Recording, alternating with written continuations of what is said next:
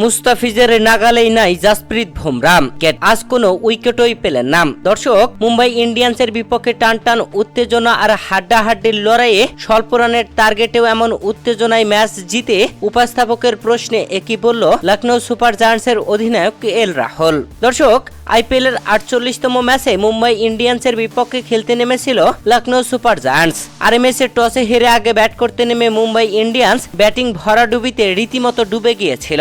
একের পর এক উইকেট হারিয়ে রীতিমতো চাপে পড়ে যায় রান খরায়, যেখানে পুরো 20 ওভার খেলে মাত্র 144 রান করতে সক্ষম হয়। মুম্বাই ইন্ডিয়ান্সের দেওয়া এই রানের টার্গেটে ব্যাট করতে নেমে লখনৌ সুপার জায়ান্টসও পড়ে গিয়েছিল বিশাল চাপে, যেখানে এক ওপেনার আউট হবার পরে ওয়ান ডাউনে আসা মার্কাস স্টোইনিস আরেক ওপেনার KL রাহুলকে নিয়ে দুর্দান্ত খেলেছিলেন। তবে KL রাহুল ও মার্কাস স্টোইনিস প্যাভিলিয়নে ফেরার পরে পরপর বেশ কয়েকটি উইকেট পড়ে যায় আর রান খরায় পড়ে যায় লখনৌ সুপার জায়ান্টস, যেখানে শেষ 13 বলে জয়ের জন্য প্রয়োজন থাকে 14 রান। এরপরে 19তম ওভারে বল করতে এসে হার্দিক পান্ডিয়া বেশ চাপে বোলিং করলেও আটকাতে পারেননি। শেষ ওভারে এসে জয়ের জন্য প্রয়োজন 3 রান, আরও অনায়াসে 2 বলেই সেই 3 রান নিয়ে জয় তুলে নেয় লখনৌ সুপার জায়ান্টস 4 বল হাতে রেখে 4 উইকেটে।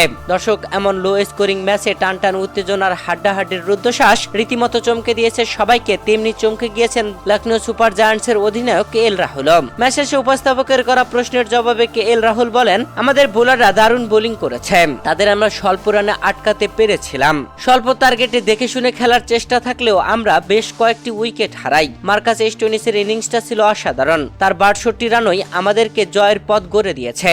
দর্শক, এই ম্যাচে মুম্বাই ইন্ডিয়ান্সের হয়ে পার্পেল ক্যাপ পরে খেলতে নেমেছিলেন জাসপ্রীত বুমরা। তবে আজ তিনি খুব ভালো বোলিং করলে উইকেট তুলতে পারেননি, যেখানে 4 ওভার বল করে মাত্র 17 রান দিয়েছিলেন, তবে কোনো উইকেটই তুলতে পারেননি।